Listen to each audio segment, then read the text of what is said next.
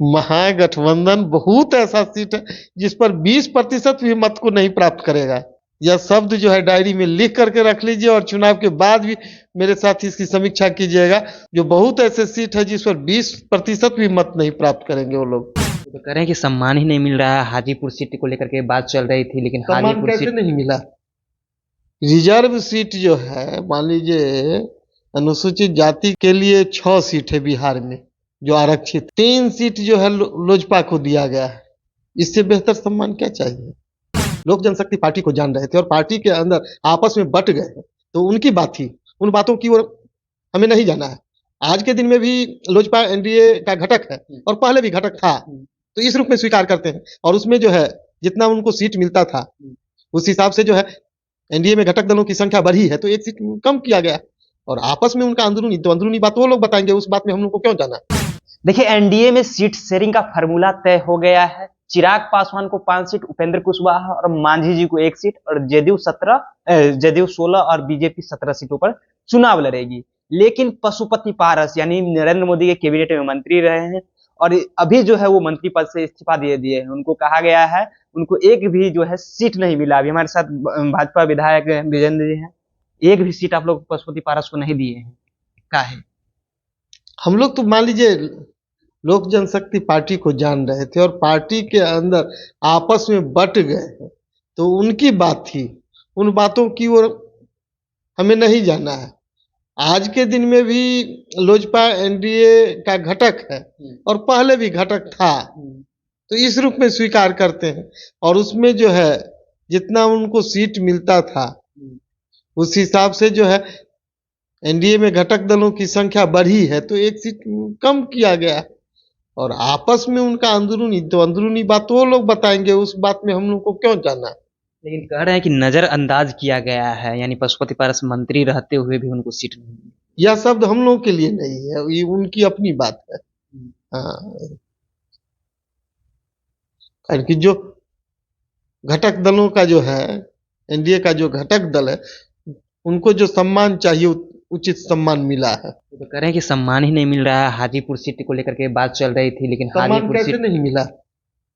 Reserve seat जो है, मान लीजिए अनुसूचित जाति के लिए 6 सीट है बिहार में जो आरक्षित है, 3 सीट जो है लोजपा को दिया गया है। इससे बेहतर सम्मान क्या चाहिए? लेकिन लोजपा रामविलास को न दिया गया है।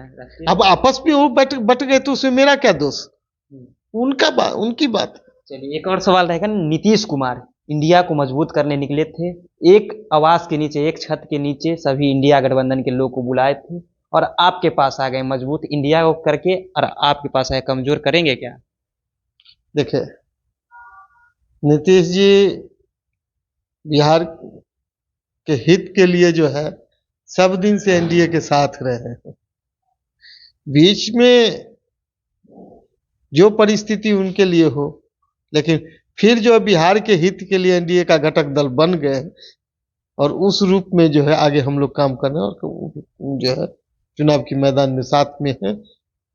लेकिन इंडिया गठबंधन का बैठक का शुरुआत तो वही ना किए थे, बुलाए थे सबको। पहली बैठक पटना में हुई, उनके नेतृत्व में हुई, उसके बाद वो अलग हो गए, तो मजबूत तो इंडिया गठबंधन में किए ना। वो पुरानी बात हो गई, जो बात समाप्त हो गई। अब एनडीए की बात है जी। और आज के दिन में एनडीए बिहार में जो है लगभग सीट है जिस पर 50% से ऊपर मतदाता का विश्वास जो है प्राप्त कर रहा है। और उम्मीद है जो चुनाव में भी ऐसा ही परिणाम आप लोगों को दिखाई पड़ेगी। लेकिन अब एक पप्पू यादव है, जाप सुप्रीमो पप्पू यादव, वो जा रहे हैं महागठबंधन में।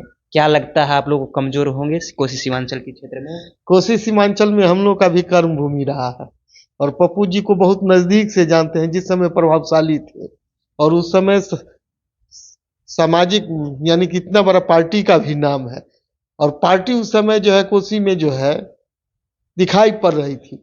लेकिन व्यक्तिगत हित के लिए उस समय पार्टी को जो है विलय कर लिए, तो आज तो केवल 5 साल का जो हल्ला करने के लिए और चुनाव में जो है अपनी स्थान बनाने के लिए जो है जगह तलाश करते, इससे ज्यादा उनका कोई उद्देश्य नहीं है। फिर पता चल रहा है कि कांग्रेस के साथ जा रहे हैं, चुनाव लड़ेंगे कांग्रेस।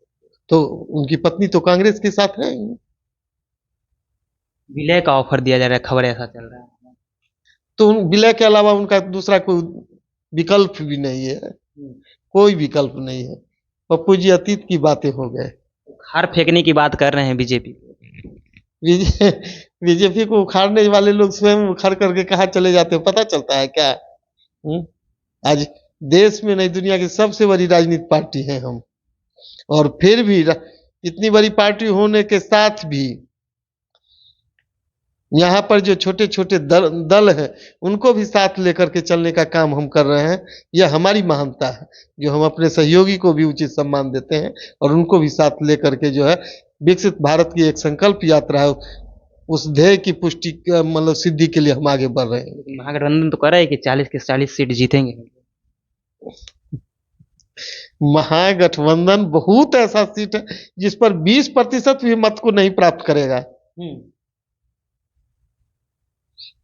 आप यह शब्द जो है डायरी में लिख करके रख लीजिए और चुनाव के बाद भी मेरे साथ इसकी समीक्षा कीजिएगा।